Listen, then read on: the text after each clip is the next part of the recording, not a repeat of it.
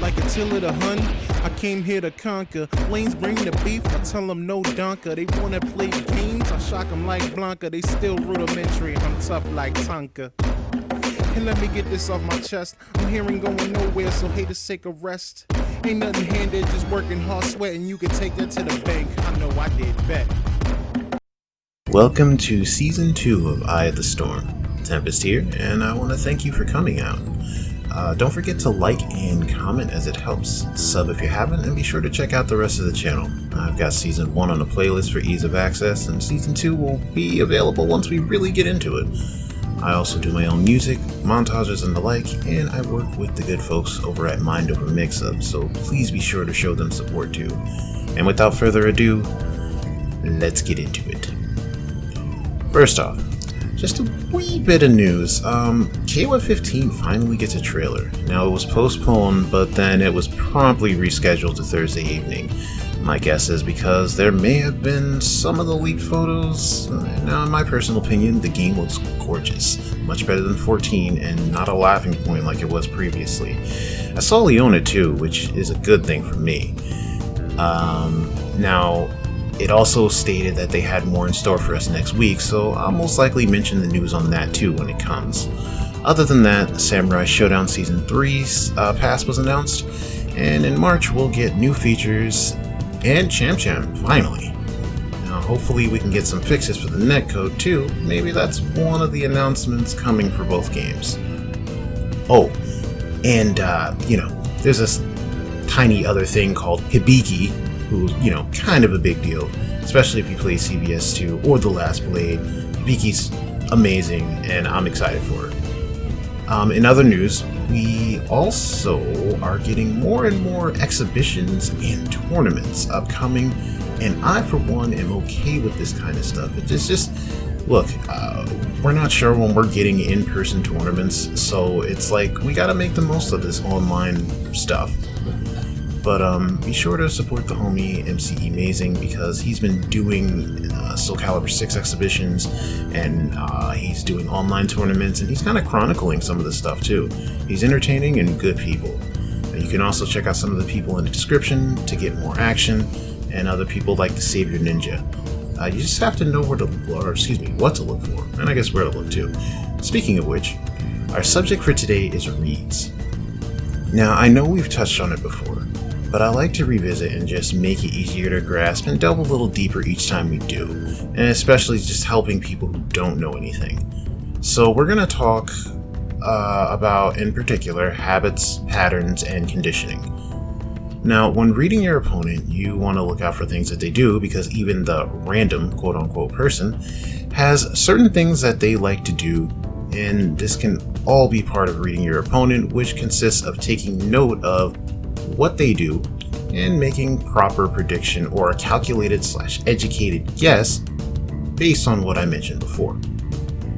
So first we have habits. Now, while it may seem the same as patterns, there is a little bit of a difference. Now, you have habits, and it does show up no matter what you do. It can be your main, secondary, whatever applies to the situation. And this actually applies to most things, but a habit is something that you tend to do no matter what. It's a good or a bad thing, but it always shows through. Take for instance in Smash, there may be a specific way that you recover a tech roll. In general, it just may be a specific way that you play.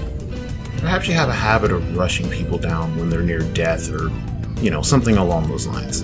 Again, it just shines through no matter what, and if you pay attention enough, you can see it and exploit it, especially when, playing this person in particular whenever it happens. Now, this differs from a pattern because a pattern may only show up in certain situations. Take, for instance, again, we'll use Smash. If you notice that if you knock someone down near the edge, they always roll behind you, then shield, and then roll away again. It's a specific thing they do. Or perhaps when they play a certain character, there's a sequence they always do. And while it does seem like it may be a habit, it just may be a pattern.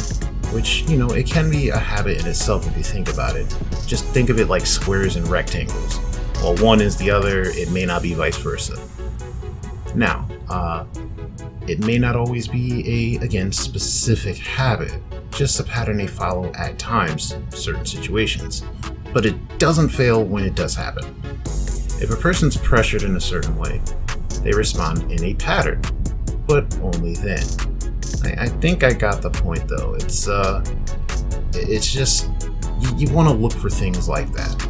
However, if you're self-aware enough, or if you just happen to be that observant, you can use things like patterns or habits to your own advantage.